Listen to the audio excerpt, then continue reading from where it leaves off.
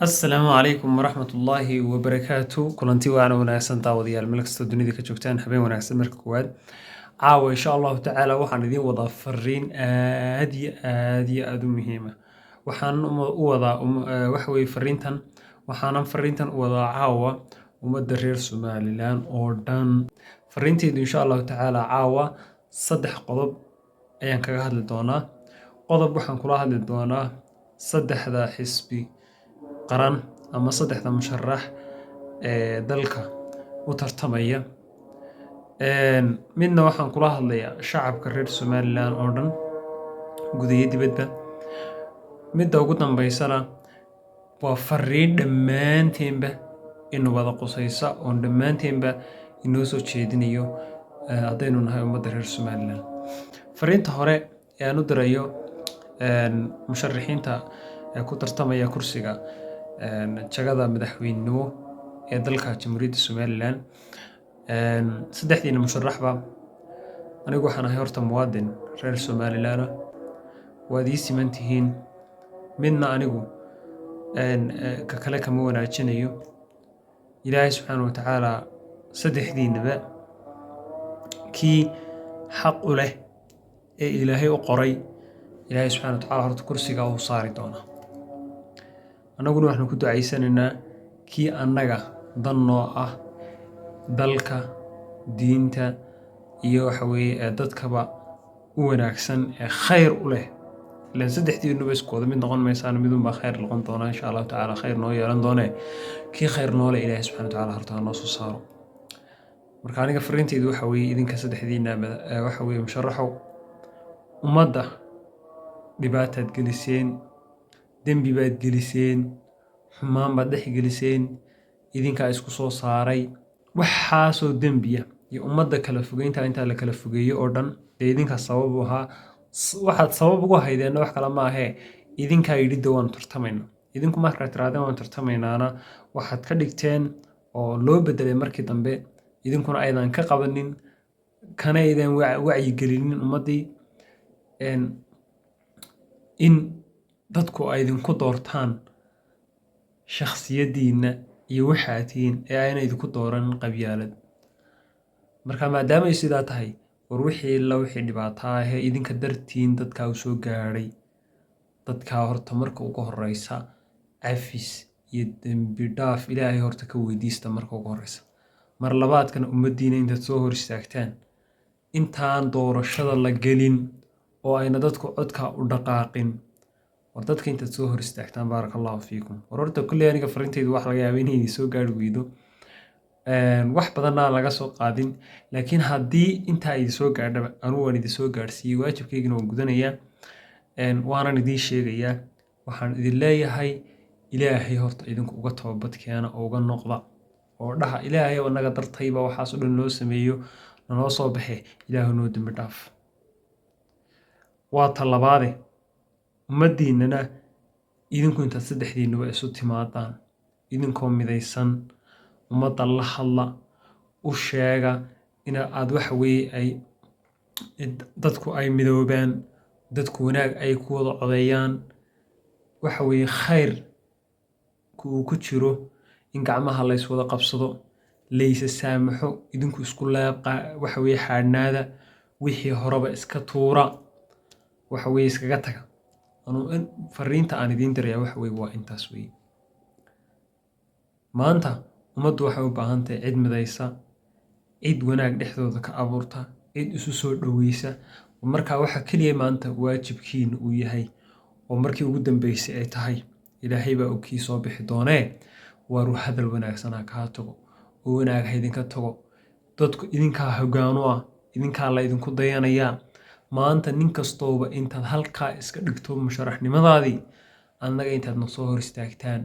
ummaddaa hadal wanaagsan oo midaynaya maanta ha laydinka fadhiyo koow idinka taasaan idin leeyahay talabaad waxaan u dirayaa waxa weeye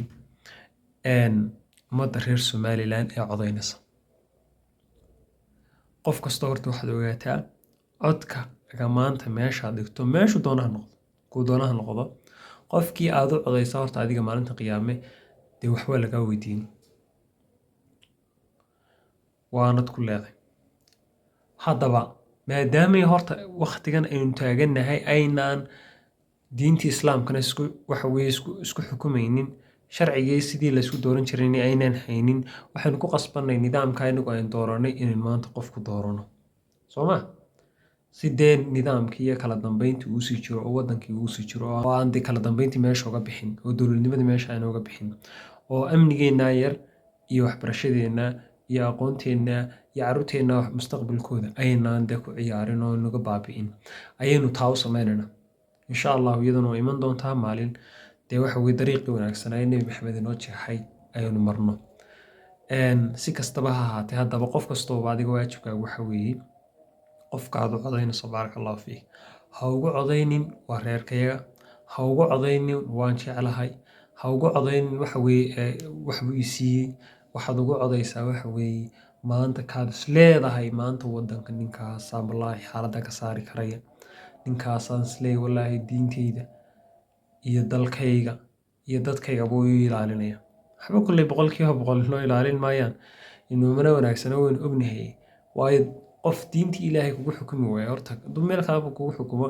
kulley waa la ogyahay inaanu dee cadaalad kuu sameynayno, cadaaladna la helaynin. haddana si aynu bal xun u helno nabadaa yarna ha noqotee bal aduu kaad ugu wanaagsanaad is leedahay maanta wadanka wuu ka bixi karaya. qof kastooba u codaya baan idin odhan lahaa, nabad ku codaya baan idin odhan lahaa. qof kasta isagaa xora, kuu jecel yahay ha u codeeyo, laakiin waxaa miisaankaagu ha noqdo maxaa wadan ah dalka. marka baaraka allahu fiik, intaasaan idinkula dardaarmaya. Fariinta saddexaad ee ugu dambeysa waxaan u dirayaa dhammaan shacabka reer Somaliland oo dhan. fariintan haddaba idiin diraya waxa weeye dhammaantiinba waan idin leeyahay madax iyo mijaba waxa dhacday campaign baynu galnay, intaas oo maalmood baa la dabaaldegay oo hablayeyna waa la iskugu dhex darsamay oo dembiyo dhaceen oo dad moobiladooda laga qaaday oo dad iyagaa dad doona la jirdilay oo dad si kale lagu sameeyey oo intaasoo dembi dhaceen oo salaad laga tegey oo salaad kale laga tegey oo mid kale laga tegey oo intaasoo dembi dadka ka dhaceen. bal haddaba iyadoo intaasoo dembiba inaga dhaceen doorashada yaynaan gelin inagoo dembigeennii wadane si ilaahay khayrkana inoo waafajiyo ka wanaagsan ee dalka iyo dadkana iyo diintaba u wanaagsanna aynu u dooranno. waxa dardaarankaygu uu yahay oo anigu maanta tala aan idinku soo jeedin lahaa, talada aan is leeyahay waa talada ugu wanaagsana maanta ummadda reer Somaliland oo dhan aan u soo jeedinaya in dhammaan gobolladoo dhan isagoo madaxweynuhu hogaaminayo oo ay sharafna u noqon doonta maanta hadday arrinkayga iyo taladayda ay qaataan oo dhammaanteenba aynu qaadanno. waxaan maanta idiin soo jeedin lahaa taladaydu tahay in ummadda oo dhan dhammaanteed dembi dhaaf ilaahay la weydiisto oo salaad ilaahay subxaana watacaala loo tukado, towbad ilaahay subxaana watacaala dib loogu noqdo oo ilaahay loo noqdo. garoonkeenna weyne Hargeysa intii ku tukan kartaa ha ku tukato, kuwii kale garoomada kale ku tukan karaya ha ku tukadaan. sidaynu salaada roobdoonta u tukan jirnay ha loo tukado, ilaahay ha loo noqdo, dembi dhaaf ha la weydiisto, ha la ducaysto, ha la baryo ilaahay subxaana watacaala oo wax alla wixii dembi aynu soo sameyno oo dhan aynu iska maydhno. dabadeetna aynu sidaa ku galno doorashada, markaasaynu heli doonaa insha allahu, ilaahayna wuu ina waafajin doonaa ka u wanaagsan dalka, mid khayr qabaana wuu inoo soo bixi doonaa. aniga taladaydu waa intaa. waar ma haddaad sidaas samayn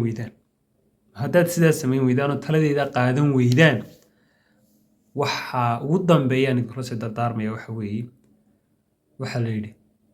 haddii dayaxa la waayo xidigaha lagu gudaayay, haddaynu maanta taa weyno